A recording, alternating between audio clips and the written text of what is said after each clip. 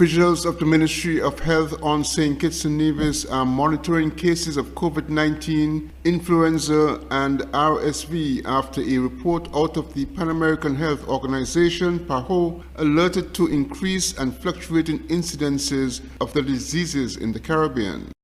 Officials are recommending that good hand hygiene be practiced, avoid touching one's face, seek medical attention early for flu-like symptoms, stay at home if sick, cover nose and mouth when coughing, and to obtain a flu vaccine. Chief Medical Officer Dr. Hazel Laws said in a press statement, quote, "In St. Kitts and Nevis, the Ministry of Health continues to maintain its robust respiratory surveillance activities to monitor and detect any increase in respiratory infections. The emergency room physicians on both islands are currently evaluating and investigating all patients who present with fever and respiratory symptoms, including headache, coughing, sore throat, loss of sense of taste or smell, shortness of breath, joint pains, nausea, vomiting, and diarrhea." End quote. According to the Chief Medical Officer, the increase in respiratory illnesses is usual around this time of the year, stimulated by the increased number of people in the island during the Christmas and Carnival periods. The CMO advised citizens and residents to exercise vigilance at this time and to adhere to the proven measures against respiratory tract illnesses. Glenn Bart reporting for SK Newsline.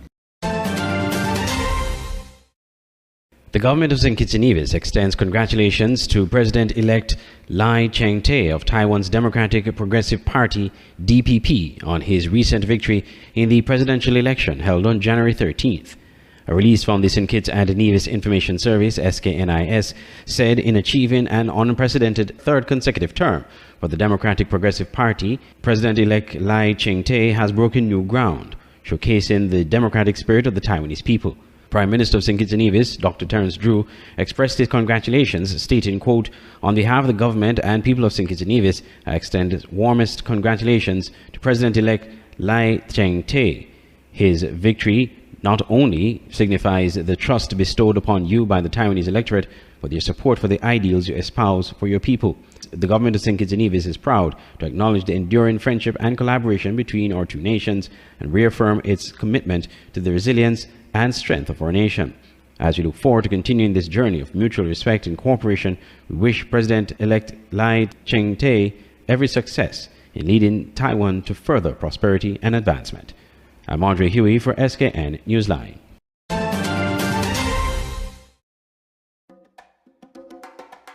Why do I love the cable?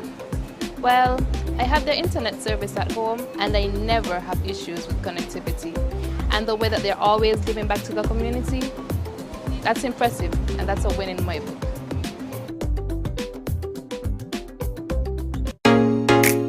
Introducing St. Kitts and Nevis's newest TV channel, Television Caribbean, TVC Channel 40 on the cable's Ultra TV. TVC promises to deliver the finest in television broadcasting in St. Kitts and Nevis and the Caribbean, with some of the best local programs in news, sports, and entertainment. Join us for Insights, where we delve into the lives of our guests. Let me see what happened if I put this thing. Big explosion, like, okay, note to self, don't do that again. Or get in-depth analysis on Newsline 360. We have sports, entertainment, and inspiration. It's all here on TVC Channel 40 on the cable's Ultra TV, on TelTV cable network in St. Martin, and on our website www.tvcplus.live. TVC Channel 40. See the difference.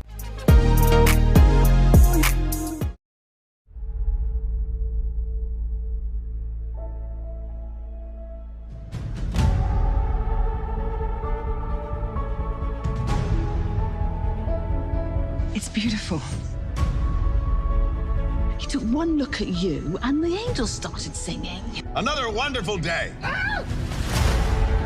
What would you say about staying here for a few months or like a year, just so that we can be together again and just live and love and laugh and have fun and breathe?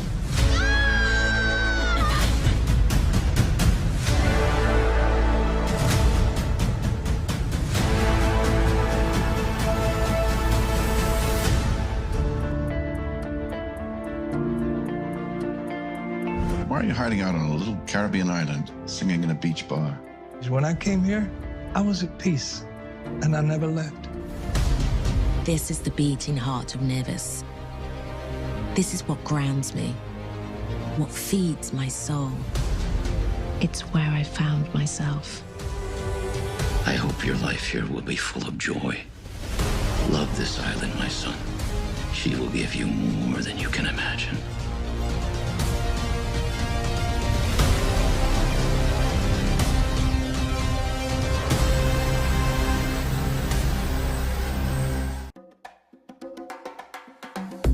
I love the cable because they're real. What you see is what you get.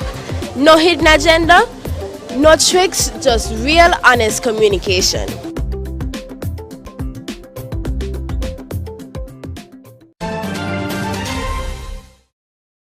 In the 12th January ceremonial opening of the 2024 Law Year of the Eastern Caribbean Supreme Court held in Grenada, Chief Justice Dame Janice Pereira commented on several achievements in the context of this year's theme, Innovation and Justice Reform, the ECSC looking to the future. According to the Chief Justice, the continued digitization of judicial systems was crucial in achieving efficiency on case management and the overall modernization of the Eastern Caribbean Supreme Court in all member jurisdictions. Chief Justice Pereira commented on the upcoming implementation of the Electronic Litigation Portal, or ELP, for criminal courts in Eastern Caribbean member states and territories. The first installation of the criminal module is on schedule to go live during the first quarter of this year, with a complete rollout across all member states and territories by the third quarter of this year. I should also inform you that the court has been actively engaged in sourcing and implementing electronic jury management software to complement this system. Registrars have been given a demonstration and their feedback has been positive. Such a system will reduce many of the tasks which are currently performed manually, reducing the subjectivity of the process which may creep in, while enhancing efficiency in the overall jury management process. I must at this juncture also say how elated I am by the launch of the PACE Justice Project by our European Union and UNDP donor partners, which will be assisting at least 4 of our states, namely Antigua and Barbuda, Dominica, St. Lucia, and St. Kitts and Nevis, in implementing various measures such as digitization and electronic interoperability among state institutions, aimed at criminal backlog reduction in our region. The court is poised to attract assistance from other donor agencies in the quest for digitization in all aspects of court operations across all member states and territories. The Chief Justice indicated that no court can operate effectively and efficiently in this era without using ICT tools in the delivery of justice. Glenn Bart reporting for SK Newsline. The police are investigating a shooting incident that occurred in Nevis Street, St. Kitts on January 10th between 8:30 p.m. and 9:30 p.m. Initial inquiries suggest that 46-year-old Mandefro France of New Road, St. Kitts, sustained a wound to one of his legs when 2 assailants opened fire in his direction. Mr. France was transported to the GenF General Hospital, where he was treated and warded in stable condition. The crime scene unit of the Royal St. Christopher Nevis Police Force processed the scene and collected items of evidential value. An investigation into the incident is ongoing. The police encourages those with information to contact the nearest police station or the Crime Stoppers hotline at 707. I'm Andre Huey for SKN Newsline.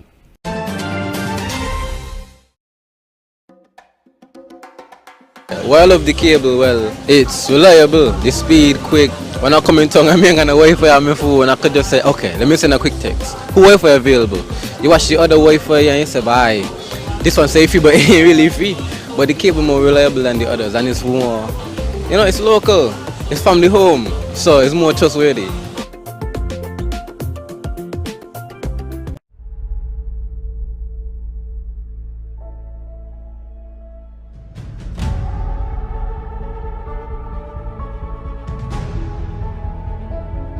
It's beautiful.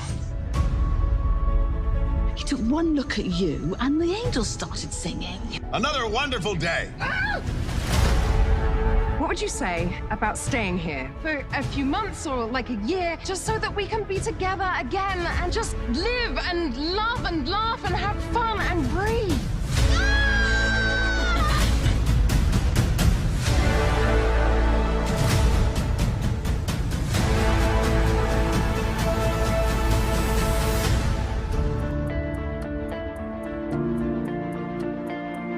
Why are you hiding out on a little Caribbean island, singing in a beach bar? When I came here, I was at peace, and I never left. This is the beating heart of Nevis. This is what grounds me, what feeds my soul. It's where I found myself. I hope your life here will be full of joy. Love this island, my son. She will give you more than you can imagine.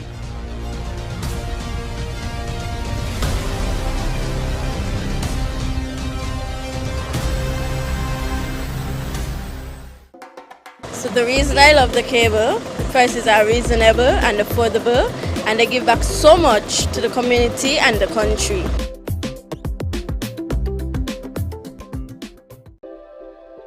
At Digital Print Plus and Crafted by Design, we're thrilled to be your go-to print shop located in the heart of Bastille. From essential services like printing, copying, and laminating, to a diverse array of school supplies, arts and craft materials, and office essentials, we've got you covered. Don't fret, Digital Print Plus and Crafted by Design are here to stay and ready to be your trusted partners for all your printing and craft supply needs. Ready for a visit? Find us at the corner between Dillio and Princess Street. Just look for the vibrant pink and yellow building with white doors. We can't wait to welcome you to our creative haven.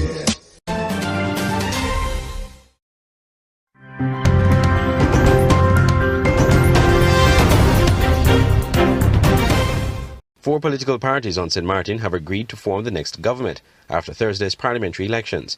The United Resilient St. Martin Movement, URSM, the Democratic Party, DP, Party for Progress, PFP, and Nation Opportunity Wealth now have signed a coalition agreement to form a new government for the 2024 to 2028 governing period. A press release issued on Saturday evening stated that the four parties, each obtaining 2 seats in Thursday's parliamentary elections, officially signed what was referred to as a historic coalition agreement, marking the beginning of a new era of collaborative governance. The release stated that the coalition agreement outlines a comprehensive vision for the next 4 years, focusing on key health issues such as economic development, social welfare, and environmental sustainability.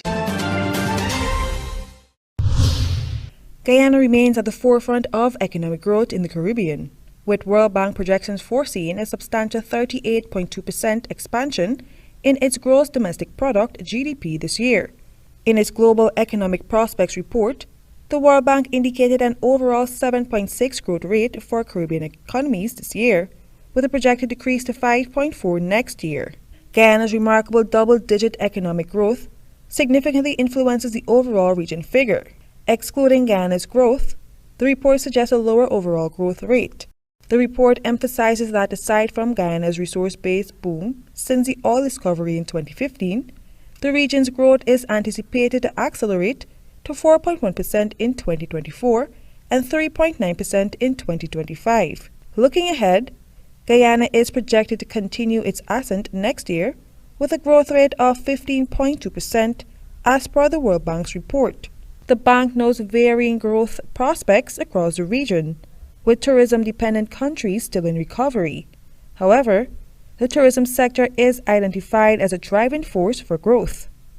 Meanwhile, the global economy is poised to undergo its most challenging half-decade of growth in 30 years. According to the World Bank, Global growth is expected to decline from 2.6 last year to 2.4 this year. Despite the current dip, the World Bank anticipates some global economic recovery next year, with growth marginally rising to 2.7%. For the 8 GP90 News, I am Carice Gonzalez.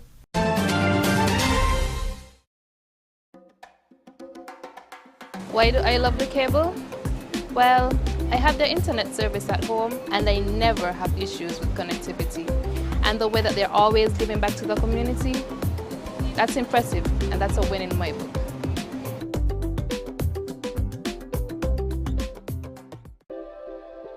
At Digital Print Plus and Crafted by Design, we're thrilled to be your go-to print shop located in the heart of Bastille. From essential services like printing, copying, and laminating, to a diverse array of school supplies, arts and craft materials, and office essentials, we've got you covered. Don't fret, Digital Print Plus and Crafted by Design are here to stay and ready to be your trusted partners for all your printing and craft supply needs. Ready for a visit? Find us at the corner between Dillio and Princess Street. Just look for the vibrant pink and yellow building with white doors. We can't wait to welcome you to our creative haven. Introducing St. Kitts and Nevis's newest TV channel, Television Caribbean, TVC Channel 40 on the cable's Ultra TV. TVC promises to deliver the finest in television broadcasting in St. Kitts and Nevis and the Caribbean, with some of the best local programs in news, sports, and entertainment. Join us for Insights, where we delve into the lives of our guests. Let me see what happens if I put this big explosion. Like, okay, note to self, don't do that again. Or get in-depth analysis on Newsline 360. We have sports, entertainment, and inspiration. It's all here on TVC Channel 40 on the cable's Ultra TV, on TelTV Cable Network in St. Martin, and on our website www.tvcplus.live. TVC Channel 40. See the difference.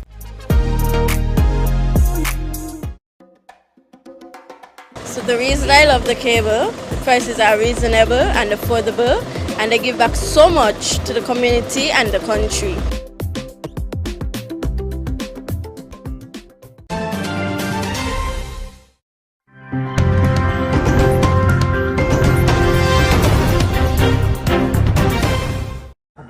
Arriving in Taiwan on a private trip.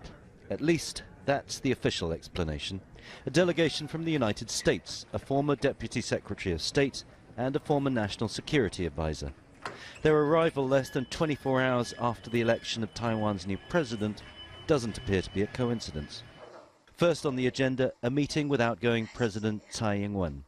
She's been a reliable ally during her 2 terms, despite provocation from China. We look forward to continuity in the relationship between Taiwan and the United States under the new administration, and for common efforts to preserve cross-strait peace and stability. And a warm handshake from the president-elect. The relationship with the US will be vital during his term in power. Thank you to the US side for its long-standing firm and unwavering support for Taiwan. I believe that Taiwan-US relations, under the joint efforts of both sides, will continue to move forward. Tensions have been rising in the Taiwan Straits in recent years, prompting military exercises on both sides. With major conflicts in Ukraine and the Middle East ongoing, Washington, D.C. doesn't need any more problems. Quietly, they're likely to press President-elect Lai to curb his more confrontational instincts. Under the table, I think there is a main purpose of its visit, that is preventive diplomacy. The U.S. would like to prevent the newly elected William Lai to be more assertive or provocative. The buzzword around here for the last few days has been continuity, maintaining the status quo. That's what Taiwan's new president says he wants, and the United States. But it's not yet clear if China is listening. Tony Cheng, Al Jazeera, Taipei. Taiwan has lost one of its remaining diplomatic allies 2 days after it elected a new president.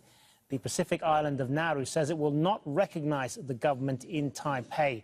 It's switching ties to China. Taiwan accuses Beijing of pressuring its allies. China claims Taiwan as its territory, a position Taiwan rejects. Brian Hu is the founder and editor of New Bloom magazine, an online publication that focuses on Taiwan and the Asia Pacific. He joins us now from Taipei. Thanks very much for being with us. So first of all, what do you make of this decision by the government in Nauru, and in particular the timing of it right after the election of the new president in Taiwan? Yeah, that's right. So the timing is a mere 2 days after the election. And so it's a sign of how China is registering displeasure with Taiwan for exercising its democracy. Taiwan has been engaged in this struggle with China regarding its diplomatic allies for some time. China often will seek to poach diplomatic allies of Taiwan if there's a DPP presidential administration. And with an incoming presidential administration that is also of the DPP, China is quick to register displeasure in this way. Expected some flexing muscle would occur, and this is the way it has chosen to do so. And how much of a I mean, let's talk about Nauru first of all. What does this mean for Nauru? It's a small island, but it has a relationship with Taiwan. But obviously, China has a lot more money. Absolutely. And so Nauru has a population, depending on some census counts, of up to 10,000, around 10,000, a bit more, a bit less sometimes.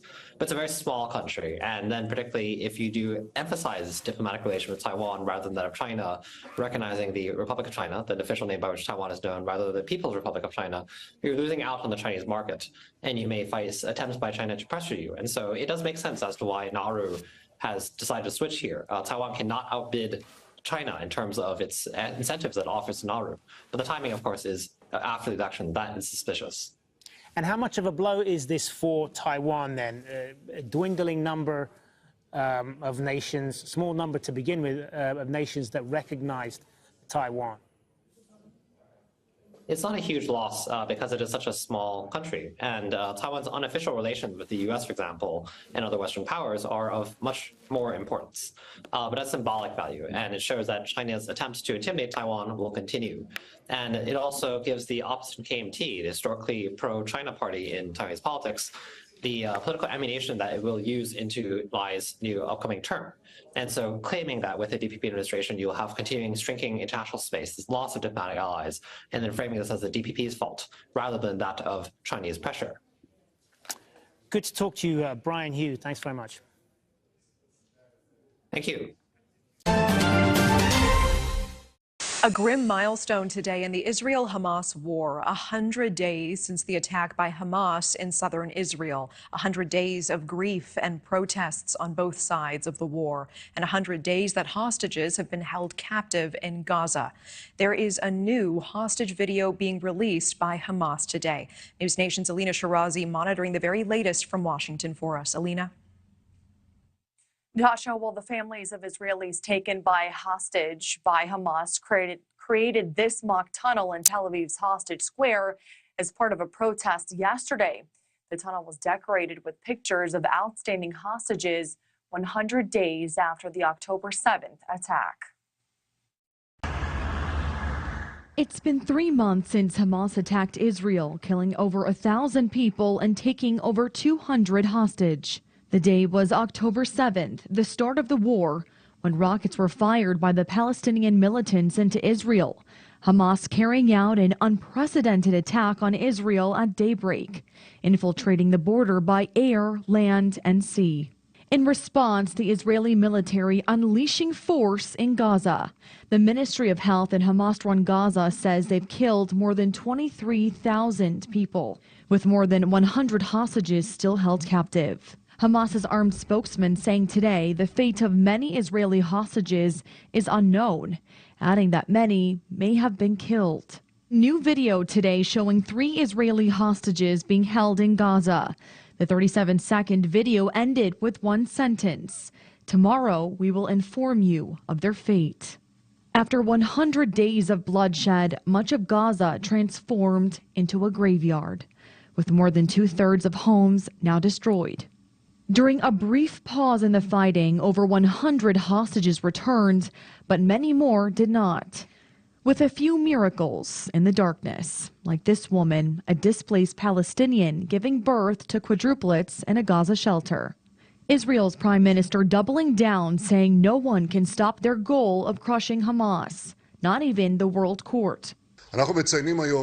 We today mark 100 days of war, 100 days since the terrible days on which our citizens were slaughtered and kidnapped. We are continuing to the war, to its conclusion, to total victory, until we have achieved all of our objectives.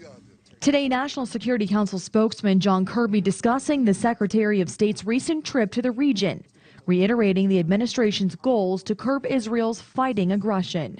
I can tell you, Secretary Blinken just came from the region, that we have been talking to them intensely about a transition to low-intensity operations. We believe it's the right time for that transition, and we're talking to them about doing that. And we know there have been 3 straight days of strikes from the U.S. against the Houthis in Yemen in their efforts to wear down the Iran-backed group's ability to attack ships in the Red Sea. And we also know, breaking news just into our newsroom right now, CENTCOM confirming to News Nation that another cruise missile was fired from an Iranian-backed militant near Yemen. The anti-ship cruise missile was fired at a U.S. Navy destroyer, the USS Laboon. We're just learning the details about this now, Natasha, but we know that they were operating the Red Sea, and we've been waiting to see if there's been any retaliatory strikes after the U.S.'s response. And again, we learned this recently, Natasha. Yeah, we appreciate you bringing that breaking update to us as well. Alina Shirazi live for us in Washington with that. Thank you so much.